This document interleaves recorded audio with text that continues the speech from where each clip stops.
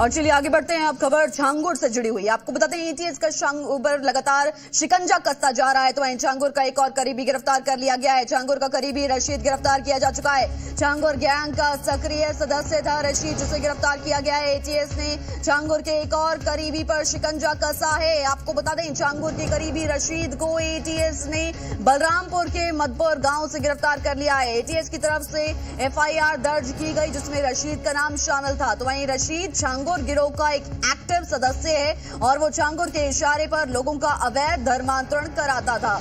तो वहीं रशीद छांगुर के इशारे पर पूर्वांचल में लोगों को बरगलाकर अवैध धर्मांतरण कराया करता था। छांगुर के खिलाफ एटीएस की जांच में रशीद की भूमिका का पता चला था, जिसके बाद से रशीद को तलाशा जा रहा था और आखिरकार उसके एक और राजदार को गिरफ्तार कर लिया गया है। अब छांगुर उर्फ जलालुद्दीन की पूरी क्राइम कुंडली खंगाली जा रही है। उसकी याकूत बेनामी संपत्ति से लेकर उसके धर्मांतरण के रैकेट तक एक एक शख्स का पता लगाया जा रहा है। जांच की जा रही है, तलाश की जा रही है, छापेमारी की जा रही है और पूछताछ भी लगातार जारी है। अब एक और एक्टिव सदस्य को गिरफ्तार किया जा चुका है। तो वहीं आपको बता दें अब अवैध धर्मांतरण कराने वाले रशीद की गिरफ्तारी हो चुकी है। छांगुर के इशारे पर पूर्वांचल में लोगों को बरगलाकर अवैध धर्मांतरण कराया करता था रशीद। और इसी बीच जानकारी के लिए हमारे साथ हमारे संवाददाता तुषार श्रीवास्तव जुड़े हुए हैं। तुषार, अब रशीद की गिरफ्तारी, जो कि छांगुर का करीबी बताया जा रहा है, अब उसकी गिरफ्तारी भी हो चुकी है। क्या कुछ जानकारी उससे जुड़ी हुई? बिल्कुल, देखिए रशीद को गिरफ्तार कर लिया गया है। बेहद ही करीबी था छांगुर का रशीद। आपको बताऊं तो रशीद छांगुर गैंग का गाजी था, यानी कि जो लव जिहाद की लड़कियां होती थी उनको शिकार बनाता था ये गाजी उर्फ रशीद। और उनको जब लेकर आता था तो उसे छांगुर की तरफ से 50,000 से 1 लाख रुपए दिया जाता था। यानी कि रशीद जो है वो छांगुर ब्रिगेड का एक बड़ा बगदादी चेहरा था और वो इन लड़कियों को ले आता था जो कि पैसे से कमज़ोर थी, जो आर्थिक रूप से टूटी हुई थी, गरीब, असहाय, जिनके आगे पीछे कोई नहीं था। उन लड़कियों को टारगेट करता था, उनको ले आके लव जिहाद का शिकार बनाता था। हिंदू लड़कियों को पकड़ता था और मुस्लिम लड़कियों के प्रेम जाल में फंसवा के उनको तरह तरह के लालच दे के, उनको डरा के, धमका के और उनको लव जिहाद का शिकार बनाता था। उसके बाद धर्मांतरण कराता था छांगुर। तो ऐसे में इनका जो मंसूबा था वो गजवाए हिंद के जरिए इस्लाम की स्थापना करना था। तो ये दोनों मिलकर ही एक बड़े गैंग को चलाते थे। छांगुर के गैंग को ये दोनों चला रहे थे, छांगुर और रशीद। तो ऐसे में बड़ी फंडिंग भी विदेशों से होने की तैयारी थी। इस रशीद को 10 करोड़ के आसपास ये फंडिंग बताई जा रही होनी थी, लेकिन उससे पहले ही छांगुर जो है वो एटीएस के शिकंजे में आ गया है और अब वो इस वक्त जेल में। रशीद को भी एटीएस ने पकड़ा है, उससे भी पूछताछ एटीएस करेगी और पूरा डिटेल खंगालने की कोशिश करेगी। तो एटीएस की जांच अब तक कहां तक पहुंची है और क्या कुछ जानकारी जुटाई जा चुकी है? जिस तरह से जानकारी मिली कि पूछताछ की जा रही है छांगुर और उसके करीबियों से, क्या कुछ जानकारी उनकी ओर से दी गई है? देखिए, एटीएस को अभी तक 100 करोड़ की संपत्ति का पता चला है। एटीएस ने यह भी पता किया है कि 5,000 से भी ज़्यादा लोगों को इसने धर्मांतरण कराया। इसके अलावा 3,000 से भी अधिक इसके गैंग के लोग थे।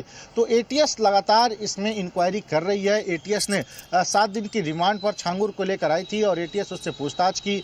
एटीएस लेकर बलरामपुर के उतरौला गई, उसके आवास पे गई, इसके अलावा कई ठिकानों पर भी गई। अब इस मामले को लेकर एटीएस जाँच पड़ताल तो कर ही रही है। ईडी भी इन्वॉल्व हो चुकी है। ईडी भी बलरामपुर के उतरौला में छापेमारी की, लगभग 18 टीमें ईडी की और 15 जगहों पे छांगुर के जो ठिकाने थे वहाँ पे छापेमारी की।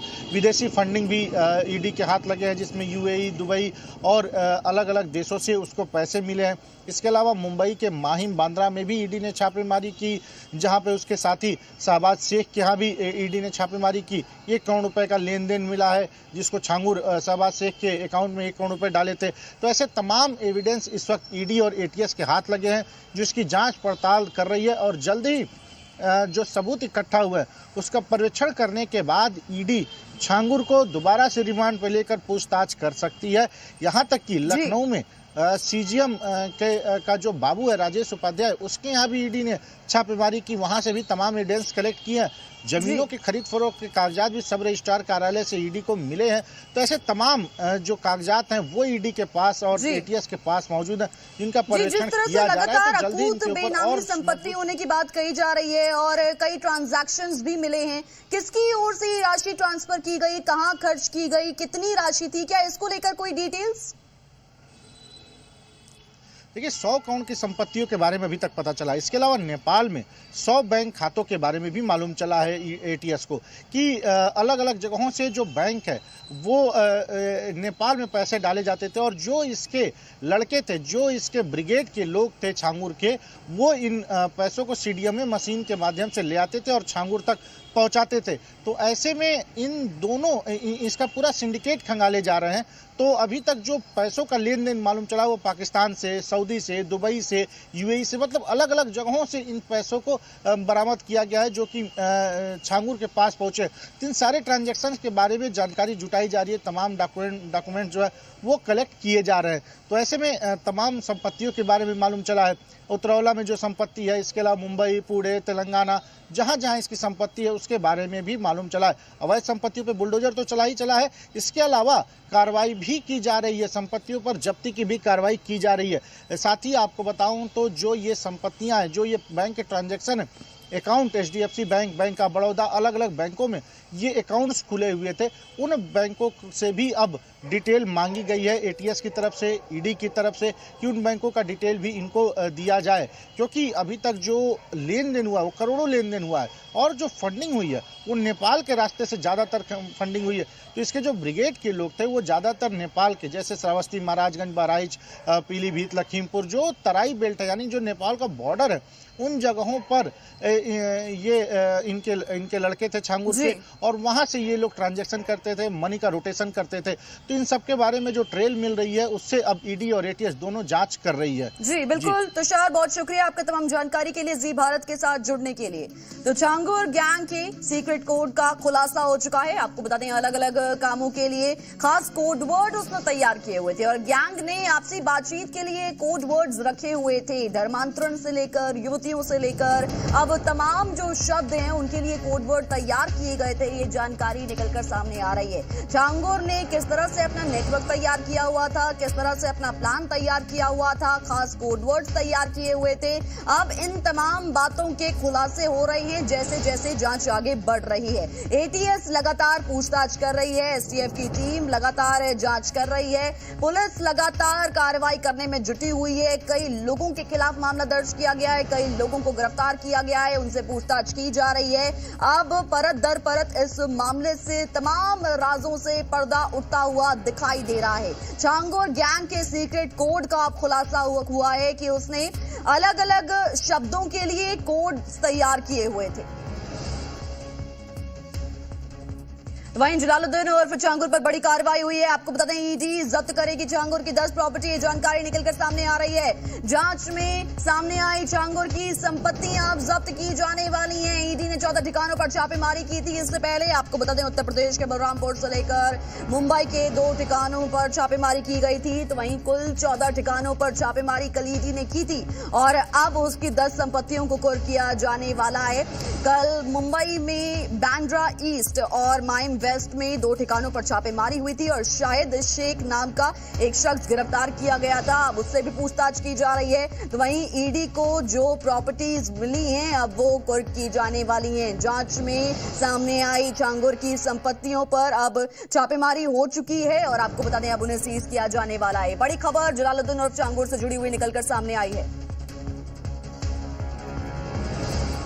तो वहीं आपको बता दें 10 प्रॉपर्टीज जो जांच में सामने आई थी अब उन पर ईडी का शिकंजा कसने जा रहा है। जलालुद्दीन उर्फ छांगुर को लेकर लगातार अब जांच की जा रही है और उसकी अकूत बेनामी संपत्ति का जो खुलासा हो चुका है। आपको बता दें जलालुद्दीन उर्फ छांगुर पर यह बड़ी कार्रवाई ईडी की ओर से की जा रही है। 4 तस्वीरें हम आपको दिखा रहे हैं, क्या कुछ घटनाक्रम है, किस तरह से लगातार उसके राजदारों को गिरफ्तार किया जा रहा है, उनसे पूछताछ की जा रही है, उसके ठिकानों पर छापेमारी की जा रही है और जो उसकी आलीशान कोठी थी जहां पर धर्मांतरण का अड्डा उसने तैयार किया हुआ था, लगातार यहां पर युवतियों को लेकर आना, उनका धर्मांतरण करवाना, अब वहां पर भी ईडी ने रेड की है और कुल 14 ठिकानों पर ईडी की ये रेड सामने आई है।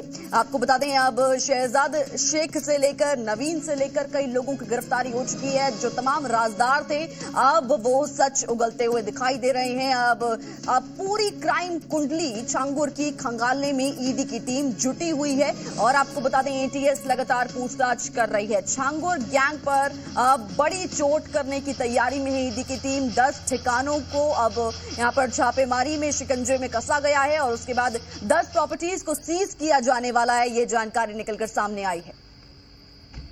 और चलिए आगे बढ़ते हैं। आपको बता दें बलरामपुर की बगदादी ब्रिगेड अपने मंसूबे में धीरे धीरे कामयाब हो रही थी। ब्रेन वॉश करना, धर्म परिवर्तन करवाना, डेमोग्राफी को चेंज करना, ये सारे काम बड़े ही शातिराना तरीके से छांगुर अंजाम दे रहा था।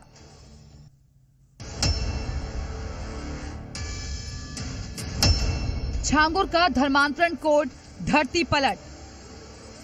धर्म परिवर्तन के विषय में एक इन्होंने जो है कोड वर्ड रखा हुआ था, धरती पलट। कुल 5000 लड़कियों का धर्मांतरण। इन लोगों ने 1500 से 1600 लड़कियों का जो है धर्म परिवर्तन करवाया गया है। सऊदी अरब से जुड़े साजिश के तार। छांगुर का 500 से ज्यादा एजेंट है सऊदी के अंदर। छांगुर उर्फ जलालुद्दीन के धर्मांतरण का जाल किस कदर फैला हुआ था, उसे बताने के लिए पीड़ित का बयान ही काफी है। छांगुर गैंग का शिकार हुई इस पीड़ित ने एक एक कर छांगुर के सारे राज से पर्दा हटाया। पीड़ित के मुताबिक छांगुर के गैंग ने कई लड़कियों का गैंगरेप किया। सिगरेट से जलाकर टॉर्चर किया जाता था। धमकी दी जाती थी कि हाथ पैर काट दिए जाएंगे, किसी को मोदी योगी भी नहीं बचा पाएंगे। 15 लड़के लोग मुझे उनके कमरे में खींच रहे थे और बोला आज हम 15 लोग करेंगे। जो 3 लोगों ने किया, आज तू देखते हैं कहां तक पहुंचेगी, पहुंच तू मुख्यमंत्री तक, तेरे योगी बचाने आएगा या हम नजदीक है। पीड़ित ने बताया कि धर्मांतरण के रैकेट में कई लोग शामिल थे और इनका कनेक्शन सीधे सऊदी अरब से जुड़ा था। खतना से लेकर महिला का ब्रेन वॉश करने का काम छांगुर गैंग करता था। छांगुर का 500 से ज्यादा एजेंट है सऊदी के अंदर। सहारनपुर, मुजफ्फरनगर, मुरादाबाद, देवबंद, घानाखंडी जैसे इलाकों में इनके गुर्गे हैं हजारों की तादाद में। छांगुर के शिकंजे से आजाद हुई कई पीड़ित आप बीती बयां कर चुकी हैं। अब इस पीड़ित ने कई राज से पर्दा हटाया है। मुख्यमंत्री योगी आदित्यनाथ की तरफ से ये निर्देश भी जारी किया गया है कि छांगुर के नेटवर्क को पूरी तरह से ध्वस्त किया जाए और किसी को भी न छोड़ा जाए जो इस धर्मांतरण के खेल में शामिल हैं। कैमरा पर्सन देशराज के साथ तुषार श्रीवास्तव, जी मीडिया, लखनऊ। और इसी बीच दिल्ली से बड़ी खबर निकलकर सामने आ रही है। दिल्ली पुलिस के मुताबिक आज 20 से ज्यादा स्कूलों को बम से उड़ाने की धमकी मिली है। आपको बता दें ईमेल के जरिए धमकी दी गई है जिसमें रिचमंड ग्लोबल स्कूल शामिल है। इसे बम से उड़ाने की धमकी मिली। तो वहीं अभिनव पब्लिक स्कूल को भी बम की धमकी मिली है। पश्चिम बिहार के रिचमंड ग्लोबल स्कूल को धमकी दी गई है। रोहिणी सेक्टर 3 के अभिनव पब्लिक स्कूल को धमकी मिली है। तो वहीं एहतियात के तौर पर तमाम टीमें यहां पर पहुंची। दमकल विभाग और दिल्ली पुलिस मौके पर मौजूद हैं। स्कूलों को बम से उड़ाने की धमकी मिलने के बाद से यहां पर महकमे में हड़कंप मच गया। जांच अभी की जा रही है। 16 जुलाई को भी रिचमंड ग्लोबल स्कूल को बम से उड़ाने की धमकी दी गई थी और एक बार फिर से धमकी, और इस बार 20 स्कूलों को बम से उड़ाने की धमकी दी गई है। दिल्ली पुलिस ने ये जानकारी दी है। अब जांच लगातार की जा रही है और यहां पर छात्रों को अवकाश दे दिया गया है। ये बड़ी खबर निकलकर सामने आ रही है। लगातार दिल्ली के स्कूलों को बम से उड़ाने की धमकी दी जा रही है और इसी कड़ी में एक बार फिर से 20 से ज्यादा स्कूलों को बम से उड़ाने की धमकी मिली है। आपको बता दें अब रिचमंड ग्लोबल स्कूल को बम की धमकी मिली है और ईमेल के जरिए ये धमकी दी गई है। और इसी बीच ज्यादा जानकारी के साथ हमारे संवाददाता दीपक कुमार जुड़े हुए हैं। दीपक, क्या कुछ जानकारी निकलकर सामने आ रही है? लगातार बम से उड़ाने की धमकियां मिल रही हैं और इस बार 20 से ज्यादा स्कूलों को ये धमकी मिली है। देखिए, लगातार जिस तरीके से दिल्ली के स्कूलों को बम से उड़ाने की धमकियां मिल रही है वो कहीं ना कहीं दिल्ली पुलिस के साथ साथ जो है सुरक्षा एजेंसियों के लिए भी चुनौती बना हुआ है। यही पश्चिम बिहार का रिचमंड ग्लोबल स्कूल है जिसे आज सुबह सुबह धमकी भरा मेल आया, जिसके बाद जो है स्कूल प्रशासन हरकत में आया। स्कूल प्रशासन ने तुरंत इसकी जानकारी पुलिस को दी। सूचना मिलने के बाद पुलिस टीम मौके पर पहुंची।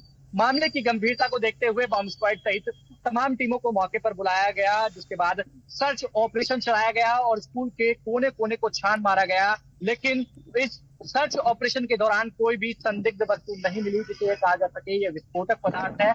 लेकिन लगातार जिस तरीके से दिल्ली के स्कूलों को बम से उड़ाने की धमकियां मिल रही है वो कहीं ना कहीं दिल्ली पुलिस के साथ साथ सुरक्षा एजेंसियों के लिए भी चुनौती बना हुआ है। अब पुलिस जो है ये खंगाल रही है कि आखिर ये धमकी भरा मेल भेजने वाला कौन है और आखिर इसका मकसद क्या है।